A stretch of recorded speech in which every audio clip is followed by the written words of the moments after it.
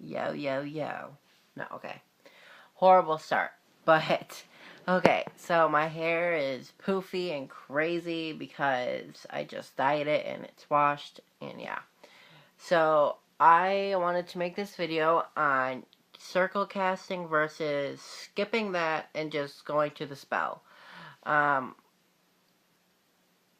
Geez, hair. Okay, so my opinion is when you start out in the craft, it's always amazing to start circle casting and do the most simple one you can do, because a lot of people think spell casting is kind of like homework because you have to study it, you kind of want to memorize it.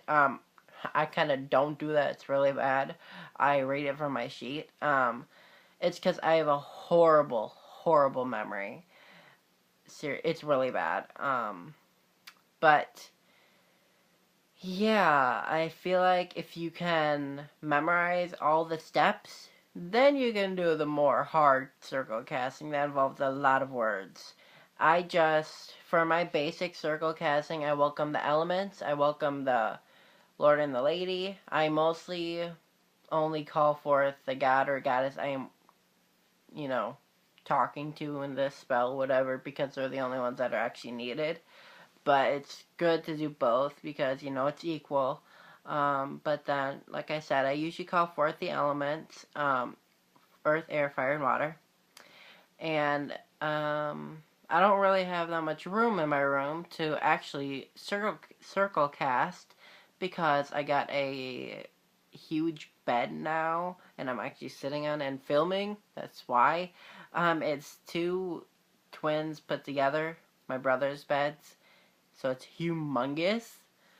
Um, but yeah, I can't really circle cast unless it's really a small circle.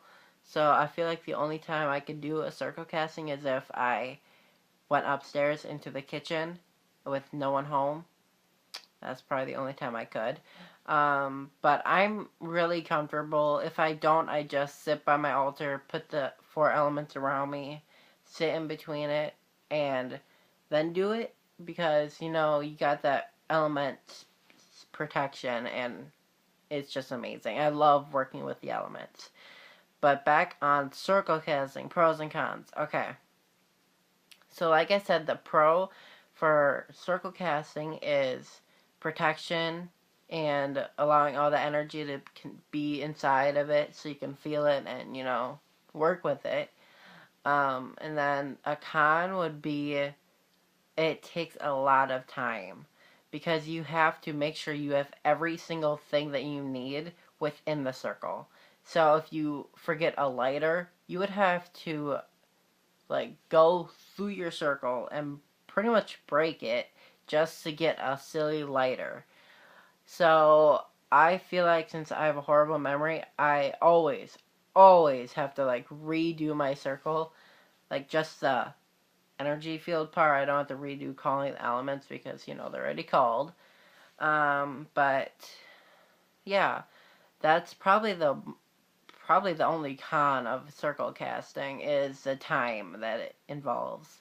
Um, and I think the pros for doing the spell without circle casting and just using your altar is it doesn't take that much time except that you would set up your altar to I don't know if anyone else does this. Some people just use candles, but sorry, my hair's super poofy and it's really annoying me. But I love to make my altar flow with everything this spell involves. Like if it's a love spell, I think it's my red altar cloth, and I put rose quartz, crystals and gems on it. Put rose petals all around it. I think, yeah, I use my love candle. It's the one I made. My love oil, just anything that I have for love. And I always do that. And then for prosperity, get my green altar cloth, so on, so on. I just feel like it's a lot easier because you have just one area and then you don't have to worry about cutting a circle and going out and getting something, you know what I mean? But other than that, I think those are the only things I can think of why you should and shouldn't cast a circle. I don't really know. I haven't really done that much spell work because I've become in a little depression. It's not really bad.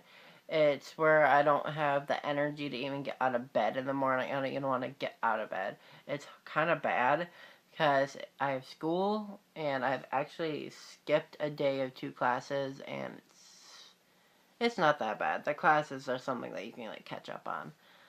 But it's college, so it's only 2 classes, and, well, I'm not even going to talk about college, because that would be on a different topic. I really don't know what else to talk about.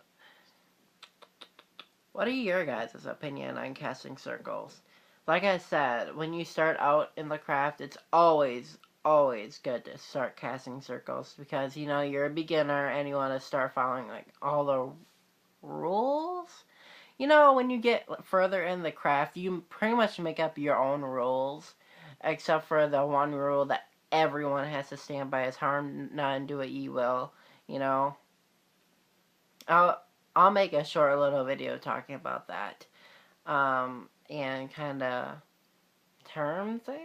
I don't really know. I guess I could put it in this video. It's gonna be long, but whatever. So harm none, do what you will pretty much means that do what you want, but make sure it harms nobody. And if you're gonna do something on someone else, get their permission, or don't do anything that you wouldn't want someone to do to you. So do not do a bad spell to a person, because what if they did that to you? Would you like it? Obviously no, you would not like it, and that harms people. You do not want to meddle in people's lives unless they come to you and tell you. The only times I've meddled in someone's life is for a love spell that my friend's mom told me to do for her, but it's like I kind of waited a long time. I don't know why. I guess I forgot about it. So, I don't even know if it worked because, you know, my head wasn't really in it. But I've done a healing spell for actually Charles Trippy, YouTuber. And, what else? I don't remember. Oh, I did a harmony kind of spell for my friend and her boyfriend, which they're actually broken up now because I don't really know. But I've only done like a couple spells for people. I love making spells. It's kind of like my writing a story. I don't really know. It just comes out of nowhere. It's like when I'm in class, I think of spells and I write them little notes down, and then I lose them, so it's like worthless. But that's that part. Another term that everyone asks what it means is blessed be, or so mote it be. Why we always say it. My like perception of it is pretty much why Christians say amen, you know, like after everything, and you know, pray to Jesus. But it's pretty much the same thing, but you know, I don't really know. I haven't actually looked it up that much. This is pretty much me coming on here just talking to you guys about stuff. Yeah. Yeah, so I'll let you guys go, and merry meet and merry part and merry meet again. See ya.